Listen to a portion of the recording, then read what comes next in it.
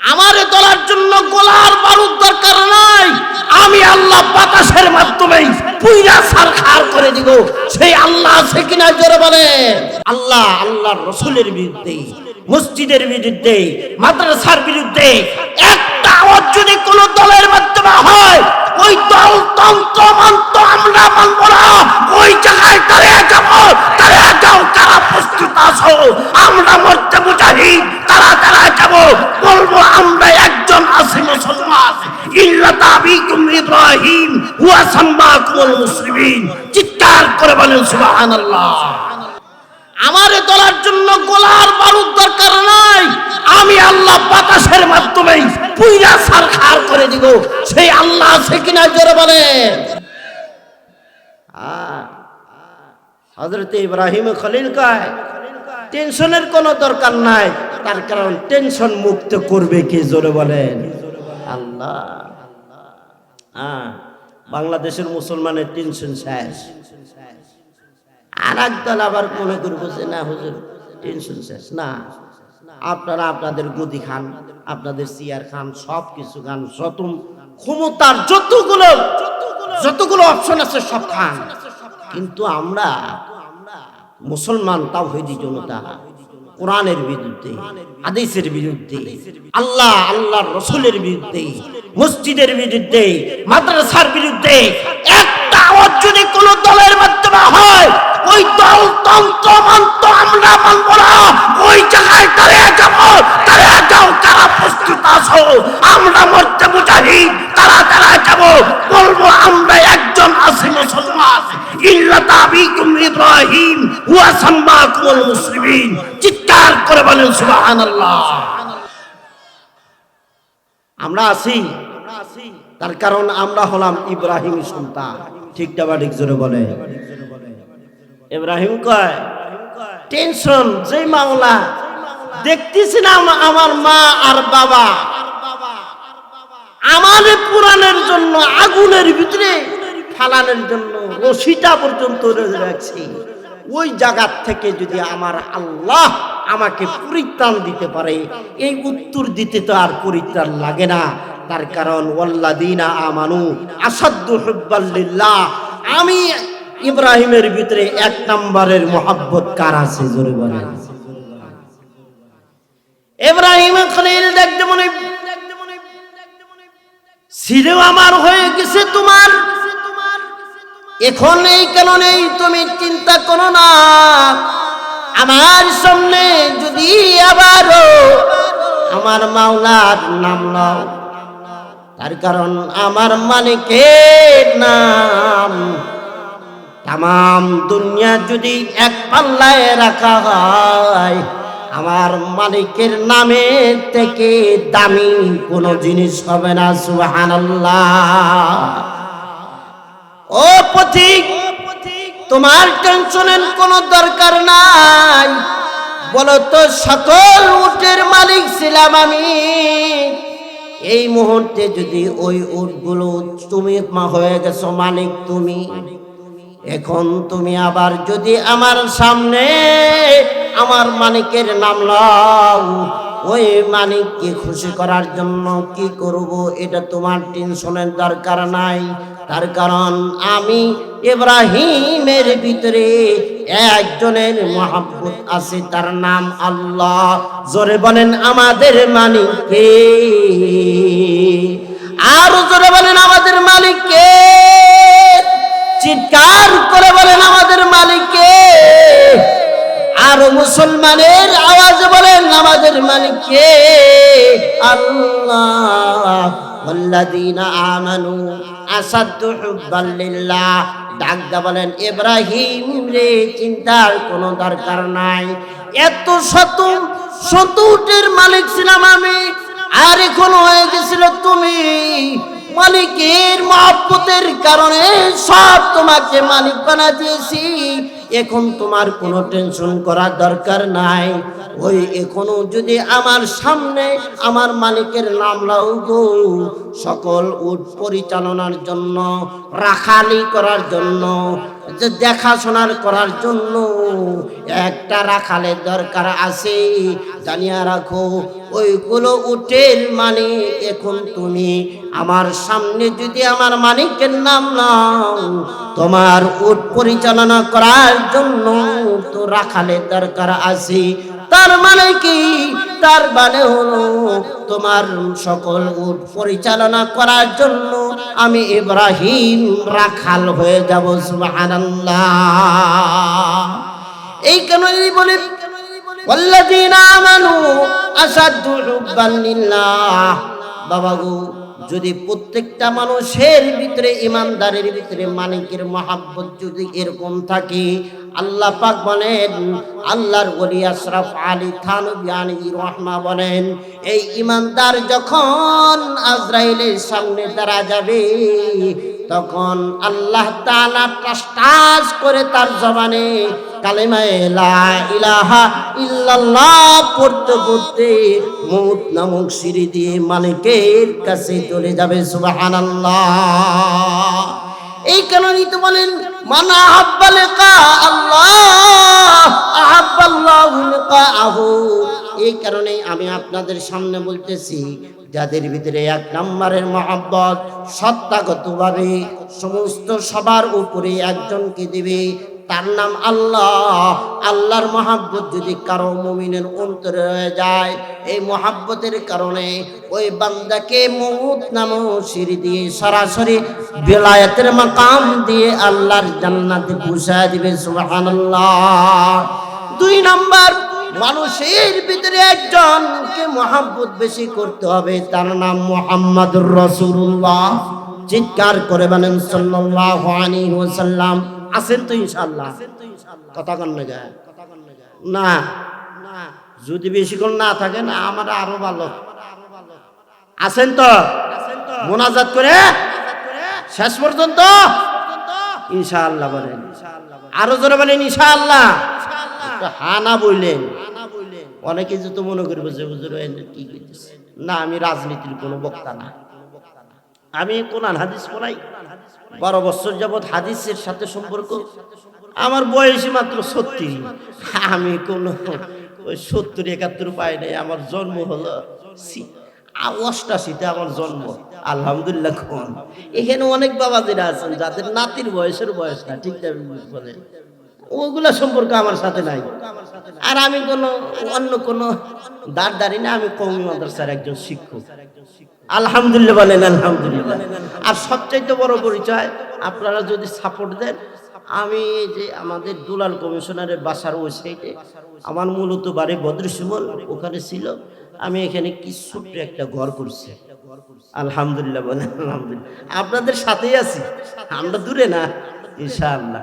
আমার বাড়ি চরে বদরুসিমল ছিল, আমি এখানে বাড়ি করছি। আলহামদুলিল্লাহ বলেন আলহামদুলিল্লাহ। তবে আমি থাকি হলো ডাবাইল গোহালবাড়ি মাদ্রাসা, ওখানে থাকি, খেদমত করি। 2015 সাল থেকে আছি ইনশাআল্লাহ আপনাদের দোয়ার বদৌলতে। বুঝতেছেন তো আলোচনা ইনশাআল্লাহ? তাহলে এক নম্বরে মহব্বত আল্লাহকে সত্তাগতভাবে। দুই নাম্বার, মানুষদের ভিতরে একজনকে সবচেয়ে বেশি মহব্বত করা যায়, তার নাম মুহাম্মাদুর। আরো জোরে বলেন মুহাম্মাদুর রাসূলুল্লাহ। বাবা মুহাম্মাদুর রাসূলুল্লাহ কেনই বা মহব্বত করবেন না? কারণ হাসরের আদালতে শাফাতে কুবরার চাবিকাঠি একজন পয়গম্বরের কাছে, তিনি কে? মুহাম্মাদুর রাসূলুল্লাহ। সকল নবীগণ যখন উম্মতি হাইয়ে নাফসি নাফসি বলতে থাকবে, ওই মুহূর্তে আদম বলবে নাফসি, আল্লাহ আমারে বাঁচাও। নূহ বলবে নাফসি, আল্লাহ আমারে বাঁচাও। ইব্রাহিম খলিলুল্লাহ বলবে নাফসি, আল্লাহ আমারে বাঁচাও। ঈসা রূহুল্লাহ বলবে নাফসি, আল্লাহ আমারে বাঁচাও। একজন পয়গম্বর বলবে না, নাফসি আবার কি? ইয়া রাব্বি হাবলি উম্মতি। সুবহানাল্লাহ। ও বাবা, নবী মুহাম্মদুর রাসূলুল্লাহকে কেন মুহাব্বত করবেন না? হাদিসের পাকের কিতাবের ভিতরে বাইহাকী শরীফের রওয়ায়াত, আল্লাহর নবীজি বলেন সকল নবীরা ভীত ভয় নিয়ে দাঁড়াবে, কিন্তু আমি পয়গম্বর মদিনার মাটি থেকে দাঁড়াবো। আমি পয়গম্বরের চেহারায় সর্বদিক দিয়ে থাকবে ভেজা, গাল ভেজা, কপাল ভেজা, দাড়ি ভেজা। সকল পয়গম্বররা জিজ্ঞাসা করবেন আমরা তো খুব পরিষ্কার, আপনি কেন তো ভেজা? কয়ে তোমরা জানো না গো, আমার তোমাদের হায়াত ছিল 200 বছর, কারো হায়াত ছিল 1000 বছর, কারো হায়াত ছিল হলো 900 বছর, কারো হায়াত ছিল 400 বছর। আর আমি পয়গম্বরের মাত্র হায়াত ছিল 63 বছর। সুবহানাল্লাহ। তার কারণ আমার মুহূর্তে 100 লক্ষ সাহাবায়ে কেরাম ছিল, কিন্তু আখেরি কিয়ামত পর্যন্ত আল্লাহ পাক সকল মানুষদেরকে আমার উম্মত বানাইছে। আমি কাউকে বেশিরভাগ দেখি নাই, কয়েকজনকে দেখেছি, কিন্তু তারা এমন আছে যারা আবু বকরকে দেখে নাই। আবু বকর তো আমাকে দেখেছে, ওমরকে দেখে নাই, ওমর তো আমাকে দেখেছে। এরকম ভাবে দেখতে দেখতে দেখতে দেখতে বাবা তাদের ভিতরে অনেক মহব্বত হয়ে গিয়েছিল। কিন্তু এমনও অনেক উম্মত ছিল যারা আমি পয়গম্বরকে দেখে নাই, আবু বকরের মহব্বত লইয়া ওই যে আমার উম্মতের খাস একটা দল আছে, ইন্নাল উলামা ওয়ারাসাতুল আমবিয়া ওয়া ইন্নাল আমবিয়া আলাম ইয়ারিসু দিনারা ওয়ালা দিরহামা ওয়া ইন্নামা ওয়ারাসুল ইলমা ফামান আখাযাহু আখাযা বিহাযিন ওয়াফিন। তারা তো আবু বকরকে দেখে নাই, আবু বকর আমাকে দেখেছে, কিন্তু আবু বকরের মহব্বত লইয়া, উমরের মহব্বত লইয়া, উসমান আলীর মহব্বত লইয়া কত জারজার হয়ে কাঁদছে। এমনকি গম্বুজে খজরা, আমি যে জায়গায় শুয়ে রয়েছি ওই হলুদ ওই নীল গম্বুজটা দেখাও তারা কাঁদছে। আমি পয়গম্বররে দেখে নাই, আমি দুনিয়াতে তাদের মরণের মুহূর্তে বলি নাই। আমি নবী কেমনে করে বলি? আমি পয়গম্বরের সবচেয়ে ফাতেমারে আমি চিনি না, হাসানকে আমি চিনি না, হুসাইনকে আমি চিনি না, খাদিজাতুল কুবরারে চিনি না। সাহাবায়ে কেরামকে বলেন আমার পয়গম্বরের ভিতরে একটাই চেতনা ছিল, তার নাম হলো উম্মতি। ফাতেমারে চিনি না। একদিন হযরতে ফাতিমা ডাকতে বলেন বাবা, আমি ফাতিমা তুমি জাতুম মিল্লাত, আমি আপনার কলিজার টুকরা ফাতেমা। হযরত নবীজি ডাকতে বলেন কে ফাতেমা? আমি ফাতেমারে চিনি না। হযরত হাসান ডাকতে বলেন হুজুর সাইয়্যিদা শাবাবি আহলিল জান্নাহ আল হাসান আল হুসাইন, আপনার নাতি হাসান আর হুসাইন আমি আপনার সামনে। নবীজি বলেন হাসান আর হুসাইনকে এটাও আমি চিনি না, জানি না। নাতি আবার কি এটা আমি জানি না। আমার নাতি আছে কি এটা আমি বুঝি না। হযরতে খাদিজাতুল কুবরা ডাকতে বলেন হুজুর আমি তো আপনার ওই অর্ধাঙ্গিনী, যেই মুহূর্তে আপনার কোনো অর্থ ছিল না, আপনার কোনো সঙ্গী ছিল না, ওই মুহূর্তে আমি আপনার জন্য সঙ্গী হয়ে দাঁড়াইছি। খাদিজাতুল কুবরা। আল্লাহর নবীজি ডাকতে বলেন না আমি খাদিজারও চিনি না। কারে চেনেন, কারে চেনেন? নবীজি তখন ডাকতে বলেন রে তোমরা কে আছো? তোমরা জানো না এই মুহূর্তে আমার উপর একটি আয়াত অবতীর্ণ হয়েছে।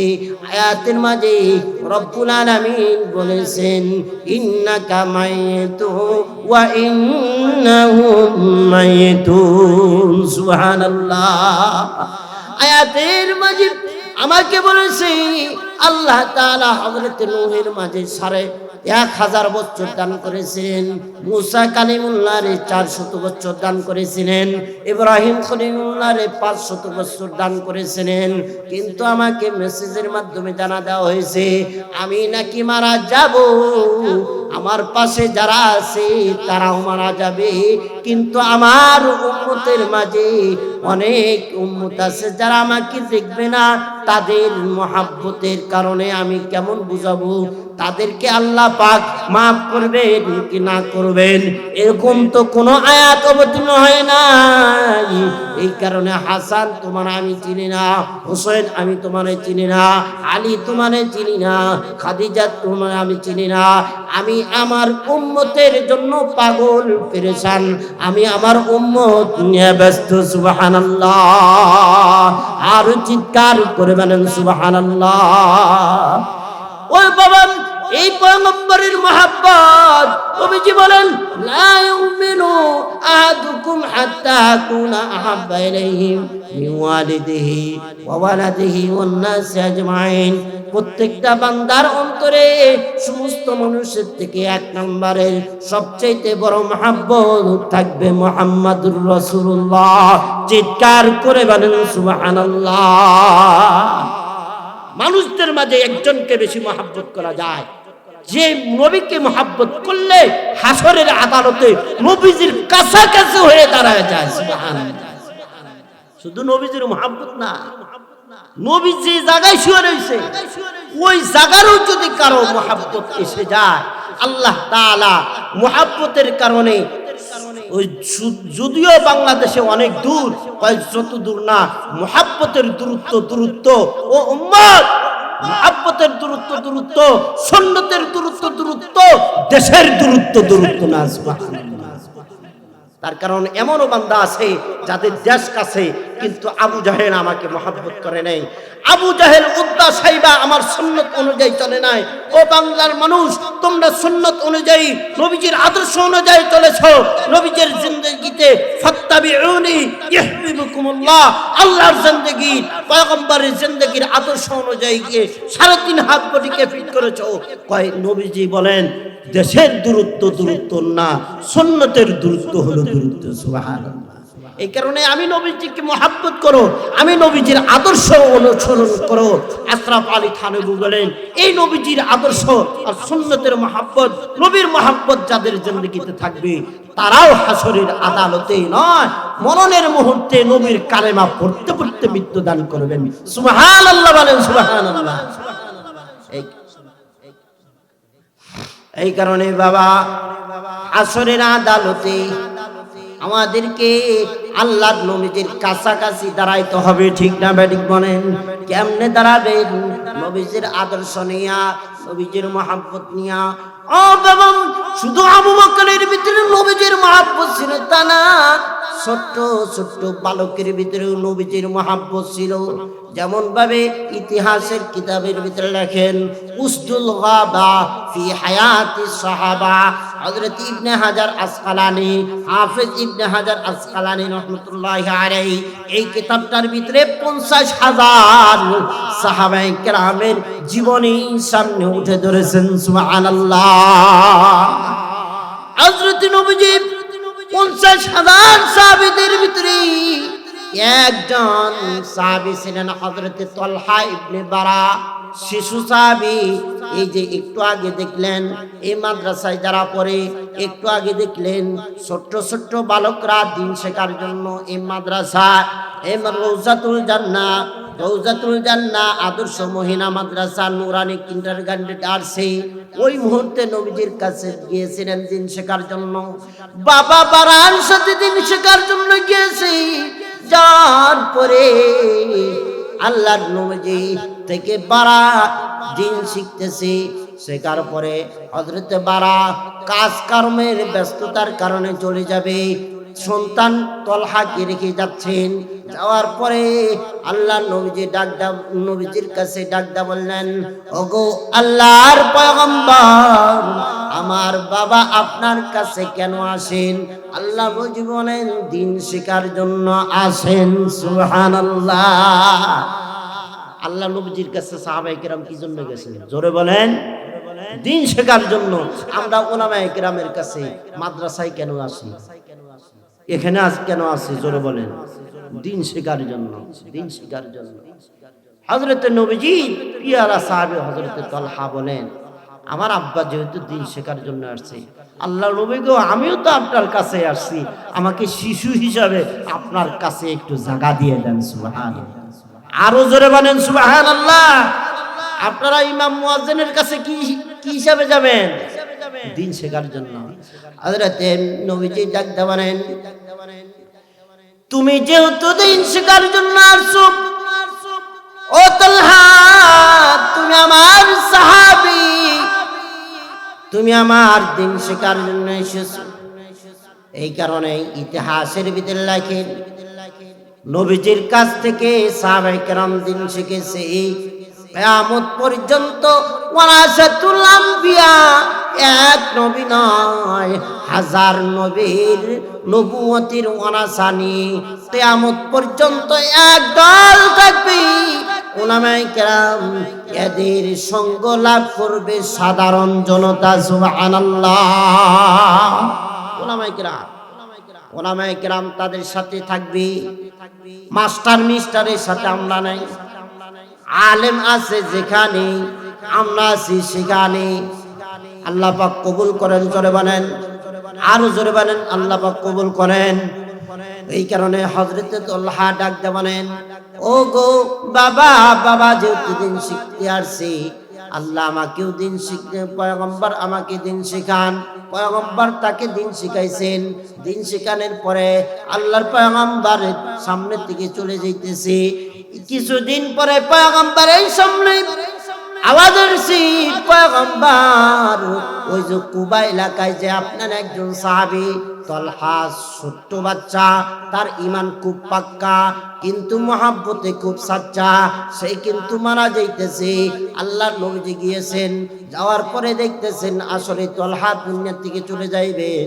এমন মুহূর্তে বাবা তালহাকে বলে গেছেন, ও তালহার বাবা বারা, আমার তালহা আমার আশিক, আমার তালহা আমার দিনের আশিক, খবরদার আমি কুবা এলাকায় যখন তালহার মারা যাবে, এই তালহাকে কিন্তু তোমরা আমাকে জানানো ছাড়া তাকে কাফন দাফনের ব্যবস্থা করো না। সুবহানাল্লাহ। তার মানে কি, আমি আমার তালহাকে সুন্দর করে কাফন পরাবো, জানাজা পরাবো, কবরের মাঝে নামবো। এই তালহা যেদিন মারা যাইতেছে, ঘটনা সংক্ষেপ, তালহা মারা যাওয়ার মুহূর্তে আল্লাহর ওই যে পেয়ারা পয়গম্বরের আশিক সাহাবী তালহা ডাক দিয়ে বলতেছে, বাবা গো, আমার মরণটা যদি রাত্রে হয়ে যায়, খবরদার তোমরা আমার পয়গম্বরে জানায়ো না। আর আমার মরণটা যদি দিনে হয়ে যায়, তাহলে আমারে জানায়ও। তোর বাবা বারা ডাক দিয়ে বলতেছেন, নবীজি বলে তোর জানাজা পড়বে আমার পয়গম্বর, তোর জানাজা, তোর কাফন পরাবে আমার পয়গম্বর, তোর কবরে নামবে আমার পয়গম্বর। আর এটা কেমন ওসিয়ত করলে মরণের মুহূর্তে, আমি যদি দিনে মারা যাই তাহলে জানাইবা, আমি যদি রাত্রে মারা যাই জানাবা না। তখন কারণ কি, হযরতে তালহা ছোট্ট সাহাবী বাচ্চা, তার ভিতরে ঈমানের কত মহব্বত, দ্বীনের কত মহব্বত, নবীজির কত মহব্বত। ডাক দেবেন, বাবা গো জানিয়ে রাখো, এই জমিনে আবু বকর আছে, উসমান আছে, এই জমিনে আবু জাহেলের মতো দুষ্ট কাফেররা আছে।